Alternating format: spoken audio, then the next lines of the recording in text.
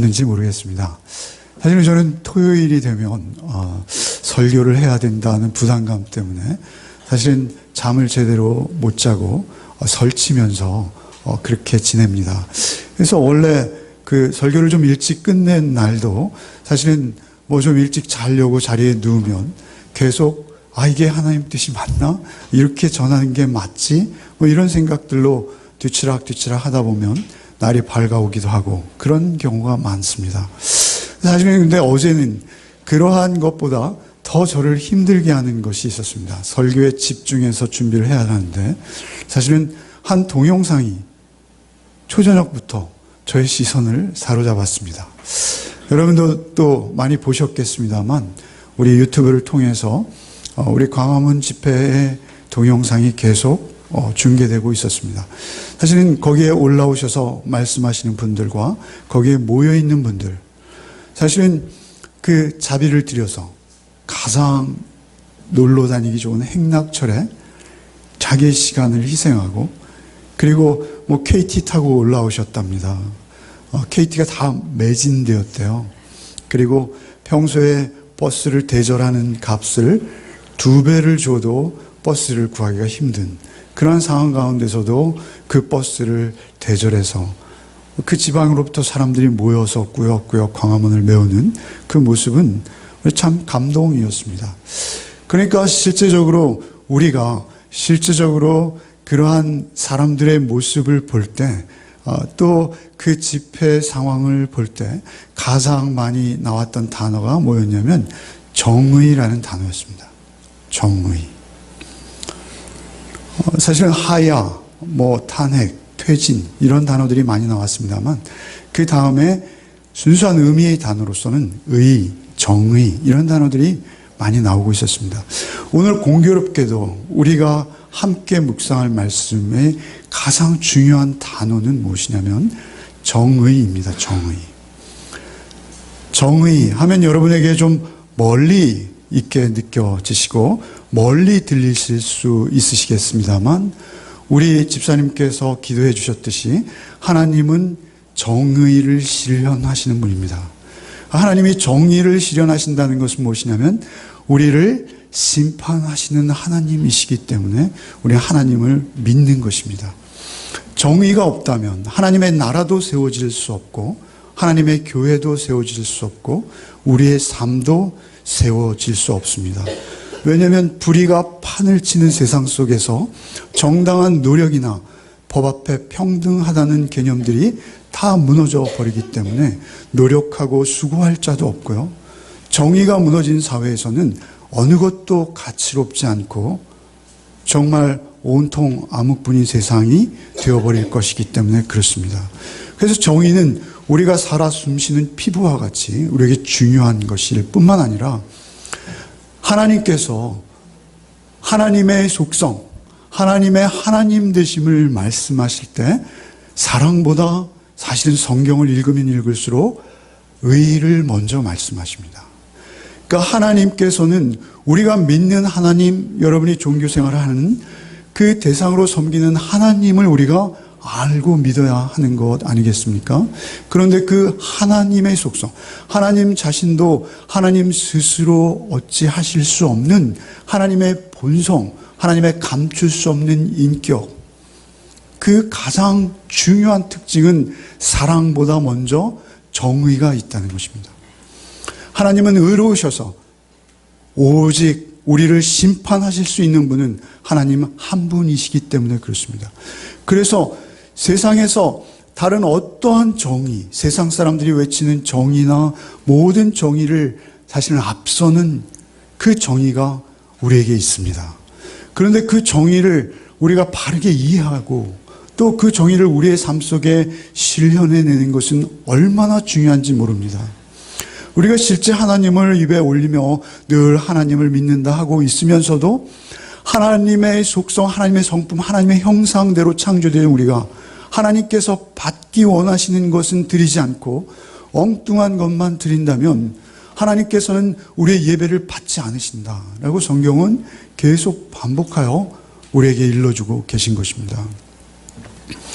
그래서 오늘 말씀에서 우리가 본문의 말씀에 가장 중심되는 그 구절을 한 번만 다시 읽고 말씀을 들어가겠습니다. 한번 읽어보겠습니다.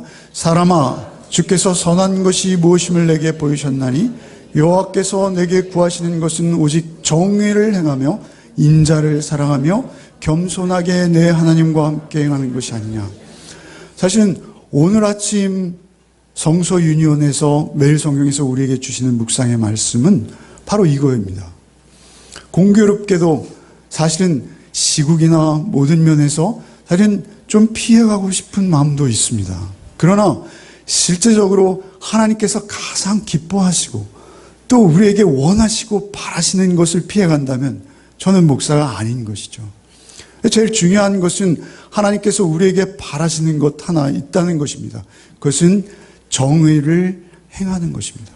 이것은 미가서의 중심 요절입니다. 그래서 신학교에 가면 신학교에서는 각 책마다 요절을 하나씩 뽑아냅니다. 그래서 그 책마다 요절을 외우도록 되어 있는데 미가서의 요절은 바로 이 6장 8절 말씀입니다. 그런데 바로 이 6장 8절 말씀은 성경 전체의 진리와 동일합니다. 성경 전체의 진리가 무엇입니까? 구약의 진리의 말씀 중에 첫째 아니면 둘째를 꼽는 말씀이 바로 오늘 우리가 묵상하는 미가서 6장 8절 말씀입니다. 우리가 성경을 한마디로 줄이면 무엇이죠? 하나님 사랑, 이웃 사랑입니다. 하나님을 사랑한다는 것은 무엇이죠? 하나님을 알고 하나님이 기뻐하시는 일을 하며 하나님을 적극적으로 쫓는 것이 하나님을 사랑하는 것이 되는 것입니다. 하나님의 심판주이심을 알고 그 심판주 되신 하나님 앞에 우리의 삶을 어떻게 드릴 것인가. 이것이 하나님 사랑입니다.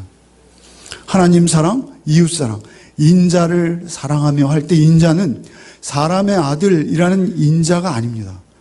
이 인자는 헤세드라는 우리가 잘 아는 히브리어입니다. 헤세드를 신약 성경에서 대체하는 단어가 있다고 했죠. 신약의 언어로 구약을 해석했어요. 그 단어에서 헤세드는 바로 우리가 잘 알고 있는 아카페입니다. 사랑이죠. 사랑을 사랑하며 이렇게 해석할 수는 없죠. 그러나 중요한 것은 그 헤세드라는 단어가 사랑 또는 인자, 긍휼, 자비 여러 가지 다른 형태로 구약 성경에 번역되고 있지만 우리에게 가장 중요한 것은 하나님으로부터 오는 사랑, 그 사랑은 우리의 사랑과 같지 않아서 그 사랑의 뿌리는 언제나 의로우심을 근거로 하는 사랑입니다. 의와 사랑은 뗄래야 뗄 수가 없고요. 의로우심이 긁어져 하지 않는 사랑이라면 그것은 아주 극단적인 이기적인, 그래서 강남의 그 엄마들이 자녀를 사랑하는 것과 같은 사랑일 수밖에 없다는 것입니다. 우리에게 있어서 사랑은 오직 하나님으로부터 말미암는 사랑입니다. 그리고 하나님의 의로움으로 말미암는 의로움입니다. 그러니까 우리의 삶에서 산출되어지는 어떤 의로움도 역시 하나님으로부터 오는 것이요. 우리가 보일 수 있는 사랑도 역시 우리에게, 내게 나오는 것이 아니라 하나님께서 우리에게 은혜로 주신 사랑이 흘러서 우리의 이웃을 향해 나가는 것, 그거밖에 없는 것입니다. 그렇다면 오늘 이 말씀은 여호와께서 내게 구하시는 것은 오직 정의를 행하며 인자를 사랑하며, 이 말씀이 바로 하나님 사랑, 이웃 사랑인 것입니다. 그러니까 구약 성경 전체를 통해서 가장 중요한 말씀이라 할 수 있습니다. 정의를 행하며 인자를 사랑하는 자는 누구만 가능하겠습니까? 겸손히 하나님과 동행하는 자만 가능합니다. 사실은 겸손히 하나님과 겸손하게 내 하나님과 함께 행하는 것이라 라는 이 말씀은 그 공의와 사랑을 뒷받침해주는, 그래서 공의와 사랑을 행할 수 있도록 하는 근거가 되는 말씀입니다. 우리에게서 그 의로움이나 사랑이 말미암지 않기 때문에 겸손히 내 하나님과 동행하는 자에게서 그 의로움과 사랑은 증거되어질 수 있는 것이라는 의미입니다. 그렇다면 가령 이 말씀 6절, 7절, 8절인데요. 이 말씀 전체주는 대한성서공회에서 뭐라 하셨습니까? 여호와께서 구하는 것. 하나님은 우리를 창조하셨어요. 왜 하셨습니까? 하나님은 하나님의 형상대로 우리를 창조하셔서 하나님의 인격대로 우리를 창조하셔서 우리가 교제하시기 원하세요. 근데 우리가 하나님과 인격 대 인격으로 교제하기 위해서는 하나님과 같은 채널, 같은 코드를 가져야 돼요. 그 코드는 하나님의 의로우심과 하나님의 사랑의 성품을 우리도 닮아야 되는 것인데, 하나님께서 우리에게 구하시는 것은 바로 그 의로움을 구하신다는 것입니다. 그런데 그 의로움은 무엇입니까? 6절에 그런데 하나님께서 받으시지 않는 것이 아니라 받으십니다. 그러나 이것과는 비교할 수 없이 중요한 것이 그 정의와 사랑이라는 것입니다. 그런데 그 정의와 사랑, 그 정의와 사랑에 비교되고 있는 것들은 사실 우리가 생각하기에는 가장 소중하다고 여기는 것들입니다. 그 소중한 것들이 우리에게 소중하지 않을 수는 없습니다. 그러나 그 모두 소중하다고 여기는 어떤 것도 하나님의 공의와 사랑과는 견질 수 없다라는 말씀을 하고 계시는 것입니다. 6절부터 보시면 내가 무엇을 가지고 여호와 앞에 나가며 높으신 하나님께 경배할까? 내가 번제물로 1년 된 송아지를 가지고 그 앞에 나갈까? 가장 값비싸고 귀했던 그때의 제물, 1년 된 수송아지의 피를 흘리는 것, 하나님이 기뻐하실까? 아니라는 것입니다. 그러면 무엇입니까? 7절에 여호와께서 천천의 수양이나 만만의 강물 같은 기름을 기뻐하실까?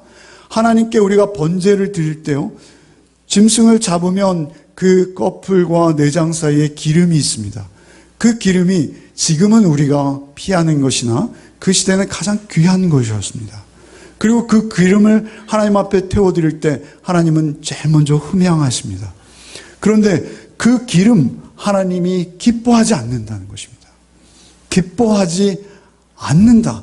내 허물을 위하여 내 맏아들을 내 영혼의 죄로 말미암아 내 몸의 열매를 릴까? 내 허물을 위하여 내 맏아들을, 우리가 우리의 맏아들을 얼마나 끔찍히 위합니까? 특별히 유대인들에게 있어서 맏아들은 자신의 분신보다 더 귀한 자신의 생명의 상속자입니다. 그런데 그 맏아들을 드린다고 하나님이 기뻐하지 않는다는 것입니다. 영혼의 죄로 말미암아 내 몸의 열매를 릴까? 내 몸의 열매. 내가 아무리 착하고 선한 행위를 많이 내놓는다 하더라도 하나님은 그 행위 자체를 받으시는 분이 아니라는 것입니다. 하나님은 언제나 우리에게 요구하시는 것은 우리의 존재의 변화입니다. 근데 그 존재의 변화는 무엇입니까? 하나님의 성품을 닮아 있는 모습이에요. 그래서 하나님의 성품을 닮아 있는 우리의 모습을 통해서 하나님께 나아갈 때 하나님 그때 우리를 받으신다. 그 말씀하신 것입니다. 이 말씀 전에, 오늘 본문의 말씀 전에 이런 말씀이 있습니다.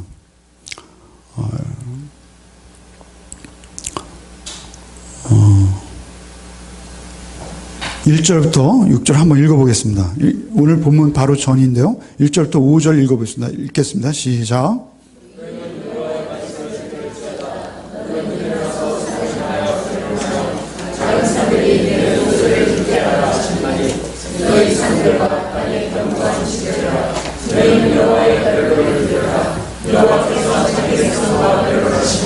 이스라엘과 변론하실 것이다. 이르시기를 내 백성아 내가 무엇을 너희에게 하였으며 무슨 일로 너를 경배하였느냐. 너는 내게 요청하라. 내가 너를 애굽 땅에서 인도하여 성문 하나님께서 성량하였고 모세와 아론과 미리암을 대하여 보낸지라. 내 백성아 모압 왕 발락이 대한 것과 부올의 아들 발람이 그에게 대답한 것을 기억하며 시팀에서부터 길갈까지의 일을 기억하라. 그리하면 나 여호와가 공의롭게 행한 일을 행하리라 하십니다. 하나님께서는 우리에게 정의를 행하라 라고 말씀하시는데 그 말씀하시는 근거가 있어요. 그래서 무엇이냐면 내가 정의롭기 때문에. 그 여기 지금 보시면 무엇입니까? 오늘 본문에 이어지는 바로 6절 앞에 뭐예요? 여호와가 공의롭게 행한 일을 알리라. 그러니까 내가 너희에게 공의롭게, 공의, 정의, 체데카, 미시파트 뭐 이런 히브리어의 미묘한 차이는 있습니다만 거의 동일합니다. 중요한 것은 공의롭게 행한 일을 기억하라 라고 말씀하시고 우리에게 정의를 행하라 이렇게 말씀하시는 거예요. 그러니까 그냥 행하는 것이 아니라 하나님이 공의로우시기 때문에 너희는 정의로워야 된다 이렇게 말씀하시는 거예요. 여기에 보시면 어떤 말씀입니까? 변론하자라는 것은 법정 용어예요. 너희는 여호와의 말씀을 들을지어다 너희는 일어나서 산을 향하여 변론하여 작은 산들이 내 목소리를 듣게 하라 하셨나니 산들과 땅의 견고한 지대들아 너희는 여호와의 변론을 들으라. 산들과 땅의 견고한 지대는 언제나 변함없이 그 자리에 있습니다. 그들을 증인으로 부르시고 하나님께서 검사가 되시는 것입니다. 그리고 우리에게 피고의 자리를 준비하셨어요. 우리는 사실은 그 피고의 자리에서 검사, 논고를 듣는 거예요. 듣는데 하나님께서 우리에게 공의롭게, 정의롭게 행해야 되는 근거로 무엇을 제시하십니까? 4절입니다. 내가 너를 애굽 땅에서 인도하여 내어 종노릇하는 집에서 속량하였고. 그러니까 중요한 것은 하나님께서 그 구약 이스라엘 백성을 속량했기 때문에 내가 공의롭다는 것입니다. 여러분, 얼마 전에 고시원에서 그 각방에 들어가 있는 고시원에 주무시는 분들 사실 딱한 분들이죠. 그분들을 구하기 위해서 불이 났는데 이렇게 두드리다가 다 구하고 본인은 정작 돌아가신 청년이 있습니다. 28이었던 것으로 기억하는데요. 그 청년을 우리가 추모할 때 인터넷에서 의인 아무개 이렇게 일컬었죠. 안중근 의사 늘 말씀드립니다만 의롭다는 것은 사전에서 바르다는 것입니다. 그런데 우리가 정말 의인이라고 호명되고 불려지는 자들은 무엇이냐면 나 아닌 타인의 생명을 구하기 위해서 자신의 생명을 버리는 행위를 의롭다 이렇게 우리는 의사자 지정 이런 식으로 우리가 하지 않습니까? 세월호 때 자신의 가르치는 학생들을 구하기 위해서 기꺼이 죽음을 맞이한 선생님들을 우리는 의사자다 이렇게 부르고 있지 않습니까? 그런데 중요한 것은 우리 인간의 의는 말이죠. 하나님께서 성경에 뭐라 하십니까? 이사야서 64장 6절에 우리의 의는 다 더러운 옷과 같아서, 다른 성경에 우리의 행위는 더러운 누더기와 같아서 이렇게 말씀하세요. 사실은 제가 그분들의 속은 알 수 없습니다만 그분들의 순수한 뜻을 전혀 폄훼할 마음은 없습니다만 내가 정말 이 자리에서 죽는구나 하고 그들을 위해서 끝까지 노력하셨던 분들은 몇 분이실까요? 그러나 중요한 것은 그렇게 노력하셨다 하더라도, 그래서 설마 생명을 잃는 지경까지 갔다 하더라도 사실은 그것은 다 우리의 어떤 가치의 기준과 판단의 근거에서 나오는 행위들이라는 것입니다.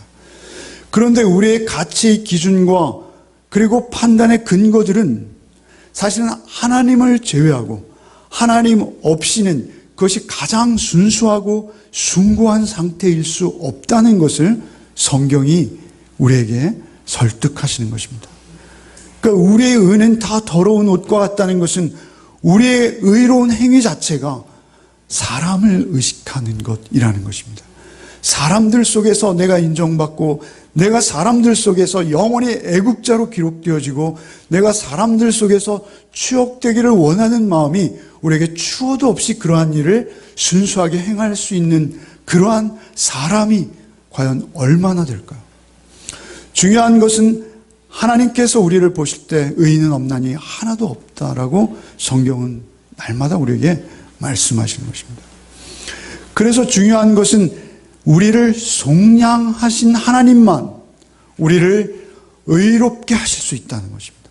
그 하나님의 우리를 향한 구원 행위가 의로움의 극치였고요. 여기서 지금 속량한 너를 애굽 땅에서 인도하여 내어 종노릇하는 집에서 속량하였고 라고 말씀하시는 이 속량은 우리가 잘 알듯이 애굽에서 나올 때 어린 양의 피로 우리를 이스라엘을 구하신 것이고 그 어린 양의 피는 바로 예수 그리스도이신 것입니다. 우리가 잘 알고 있지 않습니까? 하나님께서는 이 말씀을 구약 내내 반복하십니다. 사사기를 보십시오. 이스라엘이 범죄할 때마다 나는 너희를 애굽 땅 종되었던 집에서 구한 너희 하나님 여호와라 라고 반복해서 말씀하세요. 시편에 다윗의 시편을 읽어보십시오. 계속 다윗의 환난과 위기 속에서 늘 하나님 편으로 돌이킬 수 있었던 근거는 바로 다윗의 입술을 통해서 고백되어지는 나를 종되었던 애굽에서 구하신 하나님 여호와 찬양하고 있습니다. 여러분, 신약은 그렇지 않습니까? 신약에서 스데반의 설교 사도행전 7장을 읽어보십시오. 그 긴 설교의 주제는 하나입니다.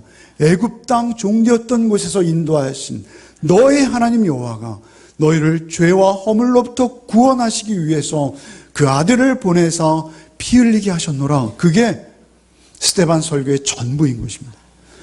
그래서 속량하셨어요. 속량하신 그 근거로 우리에게 공의롭게 행한 일을 기억하라 라고 우리의 기억을 되살려 주시고, 그 기억 속에서만 우리가 하나님의 공의를 쫓아 살게 된다라는 것을 우리에게 밝히 말씀하시는 것입니다. 신약에서 우리의 의는 어떻습니까? 여러분, 의를 얻는다는 것은요, 우리가 어줍지 않게 이 땅에서 나의 이기적인 마음으로 사랑의 행위를 몇 개 행한 것이 우리의 구원의 근거가 되는 것이 아니라 예수의 의로우신 피가 우리를 덮어버릴 때, 그 은혜가, 측량 못할 은혜가 우리에게 온전히 임하실 때만 구원받는 것이에요. 그 구원은 우리를 의롭게 하세요. 그러니까 우리가 구원의 도를 깨우치지 못한 자, 결코 하나님의 의로움을 쫓을 수 없습니다.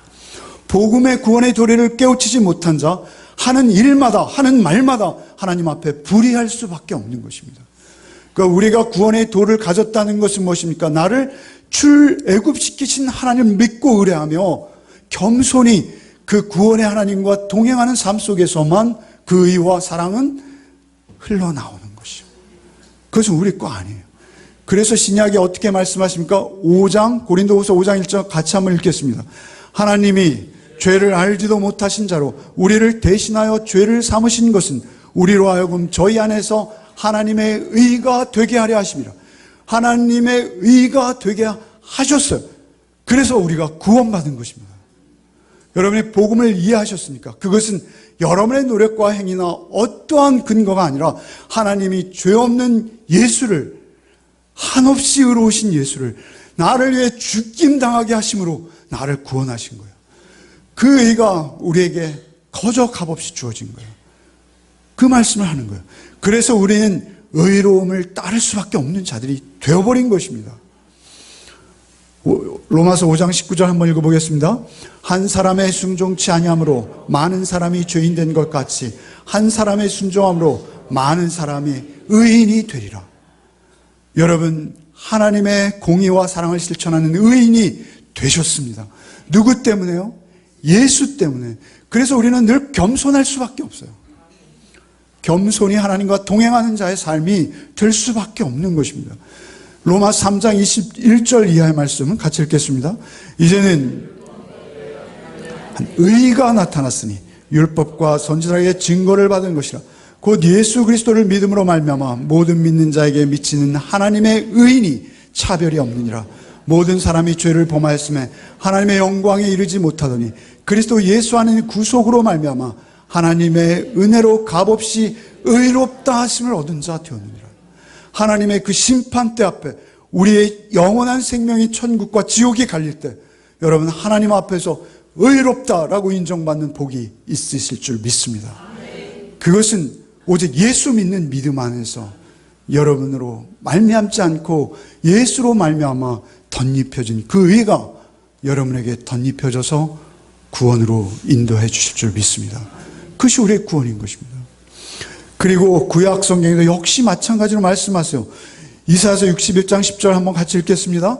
내가 여호와로 인하여 크게 기뻐하며 내 영혼이 나의 하나님으로 인하여 즐거워하리니 이는 그가 구원의 옷으로 내게 입히시며 의의 겉옷으로 내게 더하심이 신랑이 사모를 쓰며 신부가 자기 보물로 단장함 같게 하셨습니다. 결국 그 의는 우리로 말며 하나님께서 의로 덧입혀 주시는 거예요.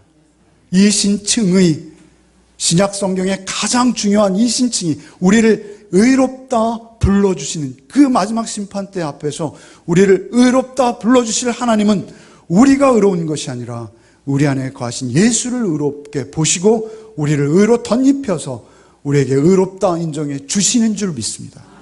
아니면 우리는 구원받을 자 아무도 없는 것입니다. 그래서 우리가 하나님 앞에 구원에 이르는 것이죠. 오직 우리는 하나님 앞에 그 의로운 삶을 가지고 나가야 될 줄 믿습니다. 호세아서 6장 6절 나는 인애를 원하고 제사를 원하지 아니하며 번제보다 하나님 아는 것을 원하노라. 너희들이 날마다 제사하고 번제하지 그러나 나를 모르는구나. 이렇게 책망하시는 거예요. 우리가 하나님의 사랑은 많이 알면서 순전히 이기적인 사랑으로 우리가 하나님을 회자하고 있지 않습니까? 하나님은 의의 하나님이신 것을 먼저 기억하는 복이 우리에게 진정한 복인 것입니다. 아모스 5장 24절에 오직 정의를 물같이 공의를 마르지 않는 강같이 흐르게 할지어다. 우리에게 명령하시는 하나님이십니다. 불의는 무엇일까요? 불의는요, 그 하나님의 의로우심을 정면으로 거스리는 것입니다. 불의는요, 죄입니다. 공의로우신 하나님을 거스리는 것이 우리의 죄입니다. 여러분, 저는 요즘 좀 신비한 인물을 하나 접하고 있습니다. 여러분도 아시겠습니다만 JTBC의 손석희 사장입니다. 그분은 기독교인이 아닌 걸로 알고 있습니다. 그러나 제가 보기엔 너무나 지혜롭고요. 자기가 극한 위험에 몰릴 것을 예상하면서도 어떤 정치인보다 용기 있어 보입니다. 제가 보기엔 그가 하루하루 그 뉴스룸을 진행하는 모습 속에서 저는 의로움을 맛봅니다. 향기를, 그 단비를 맛봅니다. 여러분은 어떤지 모르겠습니다. 그러나 우리는 사실 하나님의 의를 전가받았다는 우리의 모습은 어떻습니까? 우리 기독교인들의 모습은 어떻습니까? 이 부패한 정권을 탄생시킨 바로 전직 대통령이 누구입니까? 우리가 입만 열면 기름 부어 세웠다는 장로님이십니다. 우리의 모든 말과 행위가 의의 반대편으로 갈 수 있다는 것입니다. 우리가 하나님을 거스를 수 있다는 것입니다. 이 정권의 가장 중요한 부역자, 총리 되시는 분, 그분은 신앙서적을 출판했다고 합니다. 신학교를 졸업하셨대요. 소위 말하면 신학 석사이십니다. 언제 그 법학을 하시고 얼마나 머리가 명석하신지,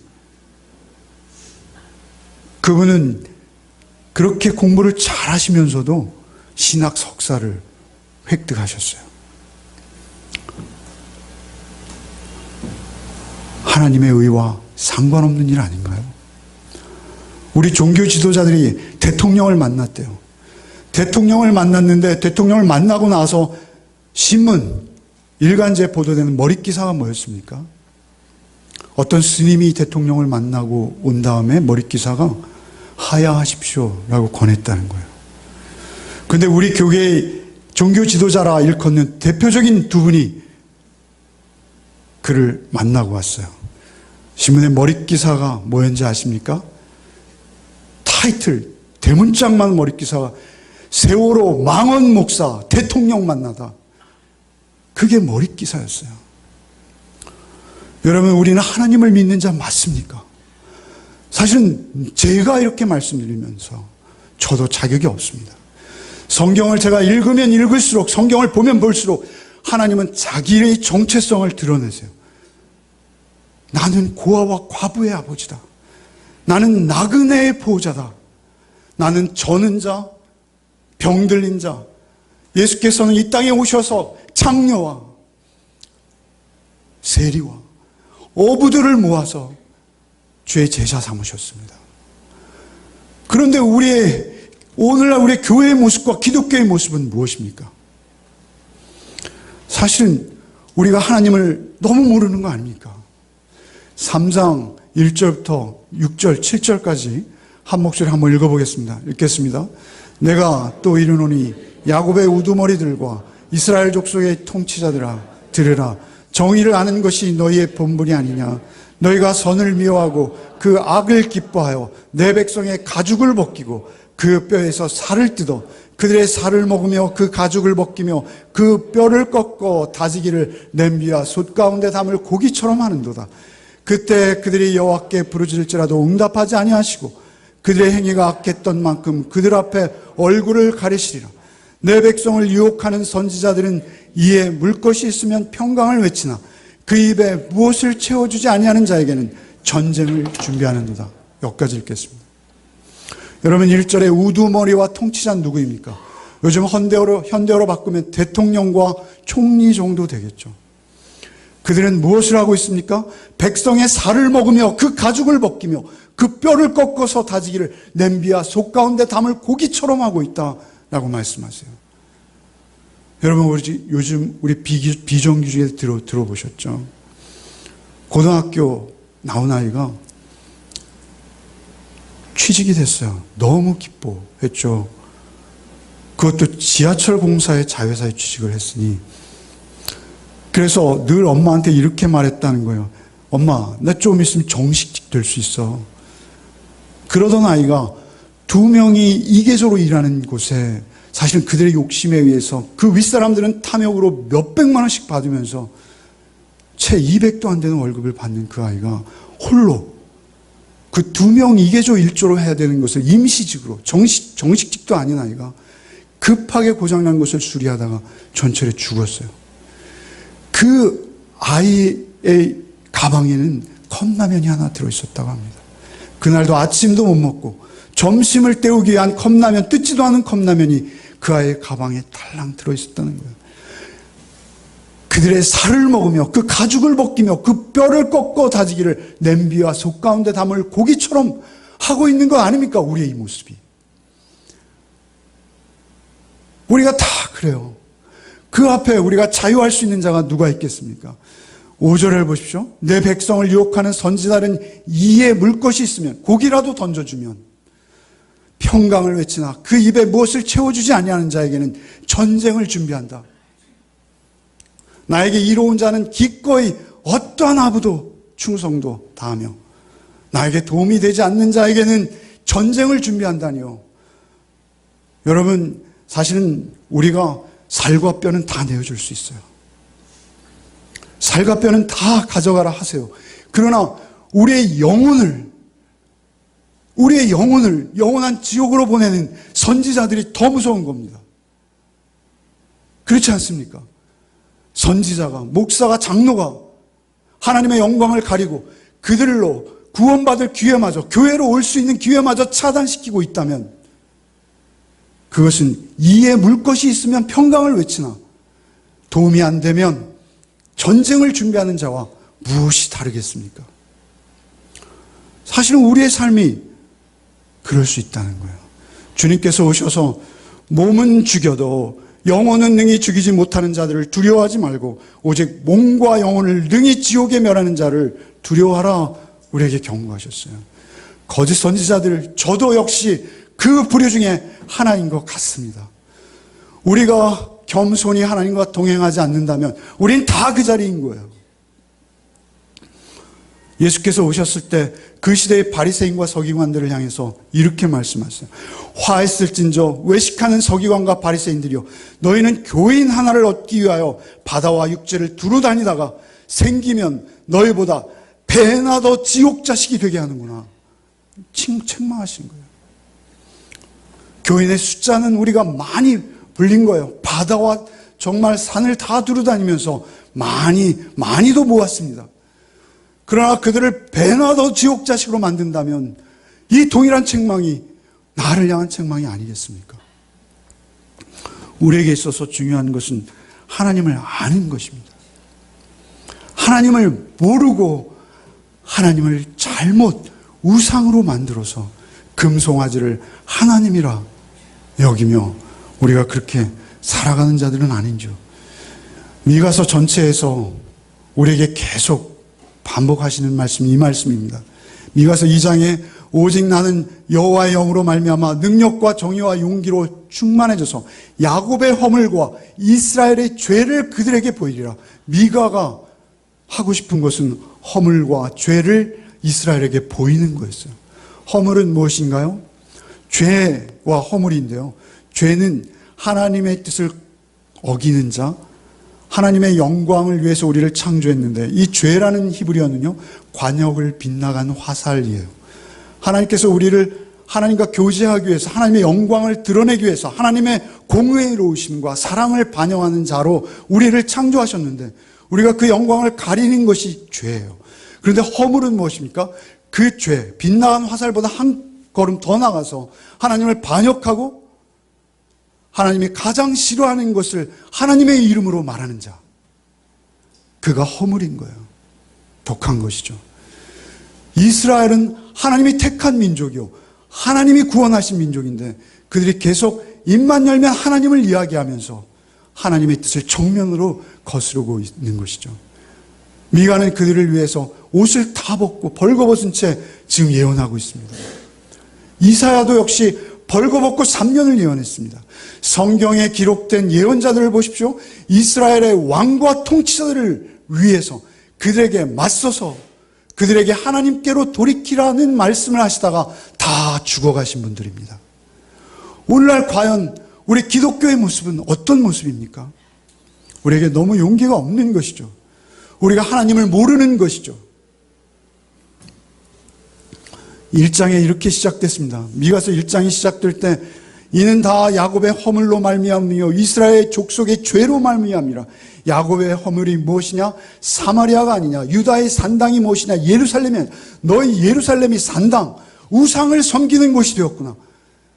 너희 예루살렘에 드리는 예배가 더하면 더할수록 죄만 더 커지고 있구나. 이렇게 지적하시는 것입니다. 6장에 여호와께서 천천의 수양이나 만만의 강물을 기뻐하실까? 허물을 위하여 맏아들을 영혼의 죄로 말미암아 내 몸에 열매를 들까? 우리가 맏아들을 드려도요, 우리의 허물은 지워지지 않습니다. 우리가 아무리 선한 열매, 내 몸의 열매를 행위로 많이 내놓아도 내 죄는 사해지지 않습니다. 우리가 그러한 어처구니 없는 일들로 하나님 앞에 죄사함 받으리라는 생각과 기대는 처음부터 버리십시오. 오직 우리에게 있어서 구원은 예수의 피로만 말미암는 것입니다. 그 예수의 피로 말미암아 우리가 변화되었을 때 우리가 하나님의 성품으로 하나님의 공의와 사랑을 한 자락이라도 여러분의 삶 속에 증거할 수 있게 되는 것입니다.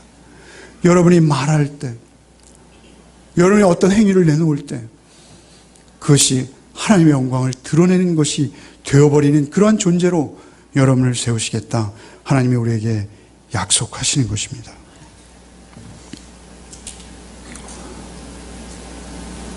그 하나님을 반역한 자들의 모습을 한번 보시겠습니다.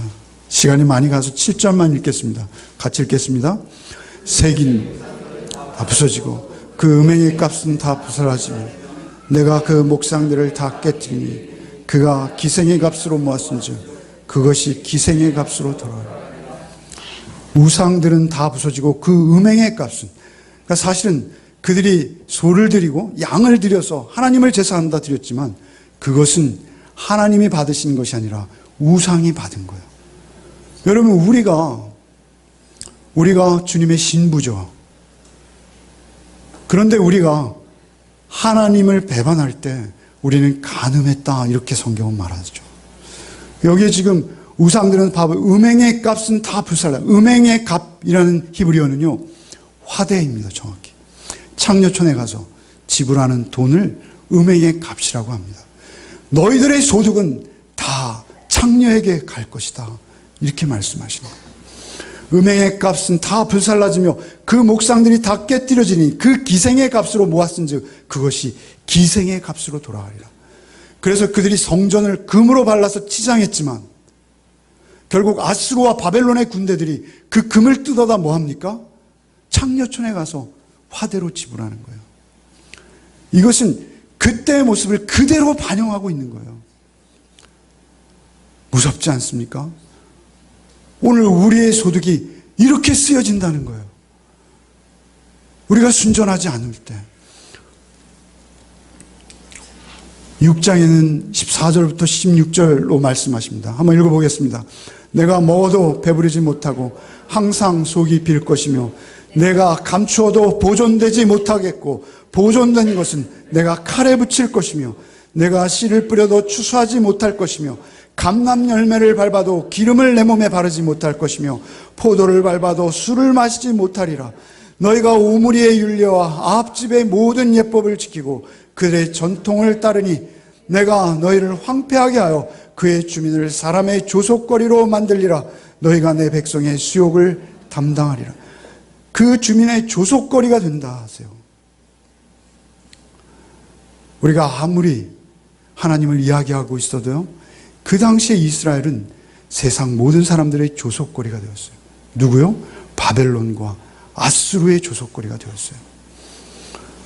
내가 먹어도 배부르지 못하며 항상 속이 빌 것이며, 우리가 어떤 고급지고 기름진 음식을 먹어도 우리의 양식은 예수의 피와 살입니다.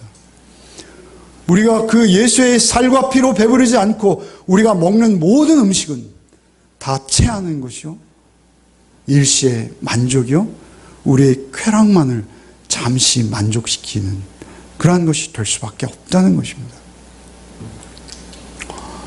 그런가 하면 하나님께서는 또한 우리 미가서에 계속 반복되어 나오는 하나의 단어가 있어요. 남은 자라는 것입니다. 하나님께서는 은혜로 남은 자를 두세요. 우리가 잘해서가 아니라 하나님께서 남겨놓으신 자예요. 그게 여러분이 되셔야 될 줄 믿습니다. 하나님의 은혜로 여러분을 남겨주시기를 원하시기 바랍니다. 의에 줄이고 굶주린 자로 살아내셔야 합니다. 나는 의에 줄이고 굶주립니다. 왜 이렇게 나는 허할까요? 주님의 의로우심 그 피와 살만 저의 영혼의 만족이 됩니다. 겸손히 하나님과 동행하는 것입니다. 그게 남은 자예요. 그런 심령은 우리가 특별해서 우리에게 주어지는 것이 아니라 하나님이 은혜로 우리의 심령을 그렇게 옥토가 되도록 갈아엎어 주시는 것입니다. 그 십자가의 은혜로 우리를 갈아엎어 주세요. 날마다. 그러지 않으면 우리는 하나님 앞에서 남은 자가 될 수 없다는 것입니다. 그렇게 남은 자가 되었을 때 야곱의 남은 자는 많은 백성 가운데 있으리니 그들은 여호와께로부터 내리는 이슬 같고 풀 위에 내리는 단비 같아서 사람을 기다리지 않으며 인생을 기다리지 아니할 것이라. 사람과 인생 눈치 보지 아니하고 오직 하나님만 바라보면서 하나님과 겸손히 동행하는 자, 그는 이슬 같고 단비 같을 것이다. 여러분, 팔레스타인은 이슬은 생명이에요. 그 가문 땅에 아침과 저녁의 기온차로 인해서 풀잎에 맺히는 이슬이 초장을 푸르게 하고 그 풀들을 자라게 합니다. 그것을 먹고 양떼와 소떼가 젖을 내고 고기를 내는 것입니다. 여기에 단비는 무엇입니까? 단비는 이른 비와 늦은 비예요.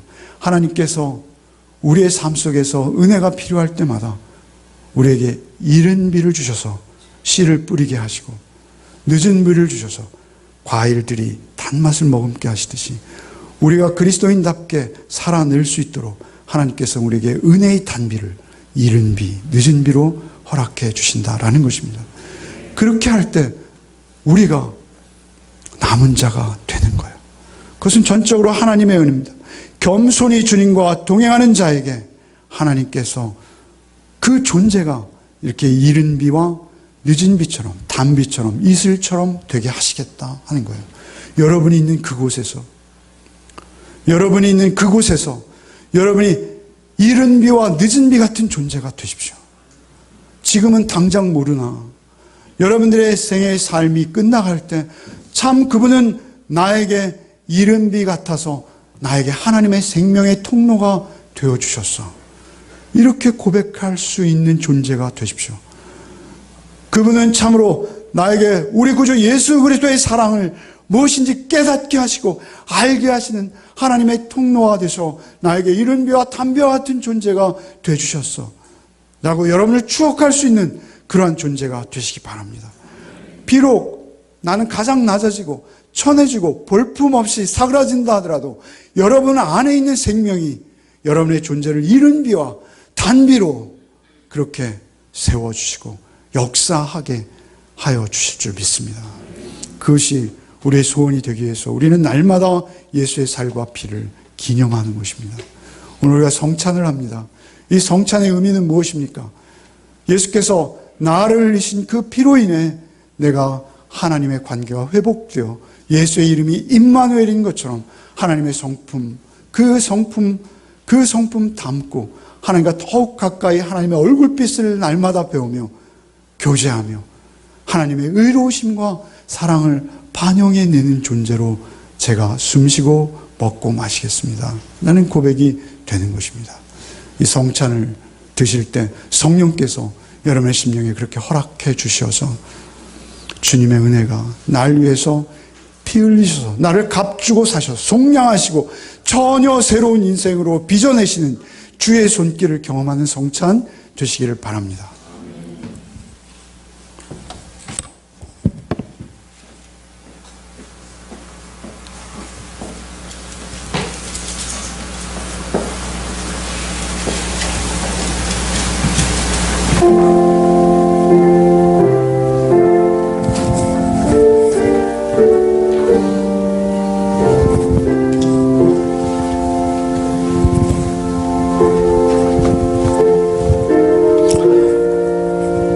성찬을 행하겠습니다. 성찬은 예수께서 친히 세우셨습니다. 주님이 다시 오실 때까지 우리가 죄를 이기고 우리의 고난을 인내하며 성도의 책임을 능히 감당하여 하나님의 의와 사랑을 흘려보내게 하시기 위해서 주님은 우리와 함께 연합하시고자 이 예식을 기념하라 하셨습니다.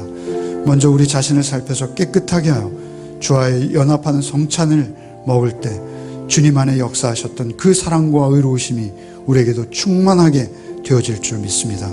빵은 주님의 살을, 포도주는 주님의 흘리신 보혈을 기념합니다. 우리가 먹고 마심으로 우리의 죄값을 대신 치르신 은혜를 더욱 충만하게 얻어 영생 가운데 사는 복이 우리에게 늘 있게 하여 주시기를 바란 마음으로 주의 몸과 살을 대하겠습니다. 주님과 연합하여 사망과 사단을 이기고 더욱 큰 확신으로 나가는 성찬 되기를 바랍니다. 잠시 기도하시겠습니다. 하나님 아버지, 주께서 말씀하시기를 이것은 나의 몸이라 너희를 위하여 준 것이니 너희는 이것을 행하여 나를 기념하라 하셨습니다. 주님의 명령을 쫓아 주의 몸을 대신한 떡을 나누려 합니다. 주 성령께서 이 자리에 함께하여 주셔서 나를 위해 살찌기신 주의 신령한 영생의 떡이 우리에게 들어올 때 주님 우리 안에 거하시는 기쁨이 우리에게 충만케 하여 주옵소서. 대속의 은혜를 주시고자 채찍에 맞으시고 옆구리에 창에 찔리셨던 주님을 기억하며 예수 그리스도의 이름으로 기도하옵나이다. 아멘.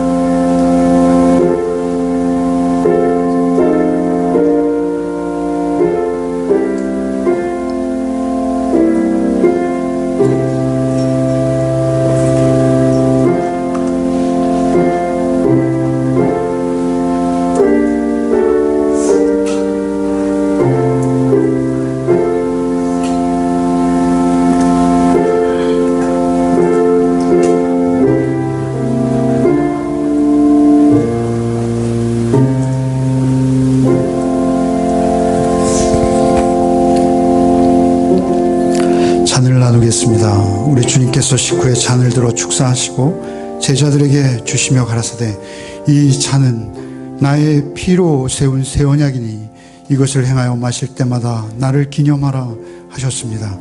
이 잔을 받음으로 그 언약의 축복이 우리 안에 새로워지기를 바랍니다. 다 같이 기도하시겠습니다. 하나님, 저희가 주의 잔을 받으려 합니다. 우리를 위하여 흘리신 피, 이 피로 우리의 죄를 용서하시고 또 나의 죄를 용서하신 것 무한 감사를 드립니다. 우리가 이 잔을 받고 주님의 피 흘리심을 항상 기억하게 하여 주옵소서. 주께서 나를 사랑하여 흘리신 피를 잊지 않고 주의 사랑과 의로우심을 본받아 서로 용서하며 용납하며 사랑하게 하여 주옵소서. 주의 사랑을 본받는 자들 되게 하여 주옵소서. 우리를 위해 피 흘리신 예수 그리스도의 이름으로 기도하옵나이다. 아멘.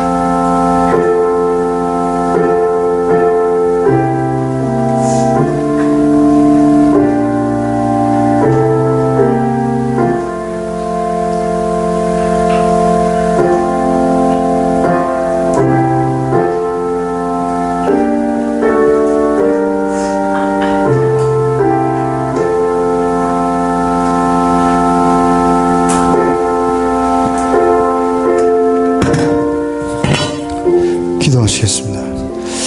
하나님 아버지, 하나님의 사랑으로 주의 백성된 우리가 이 성찬에 참여해서 사죄와 구원의 은혜를 새롭게 하고 결단과 다짐이 있게 하시니 감사합니다. 우리가 오직 주를 닮아 하나님의 정의를 행하며 인자를 사랑하며 겸손히 하나님과 동행하는 삶을 이루게 하여 주옵소서. 우리가 늘 복음에 합당하게 행하며 예수의 죽으심과 다시 사심을 기억하며 또 전하는 자로 하나님의 영광의 통로로 살게 하여 주옵소서.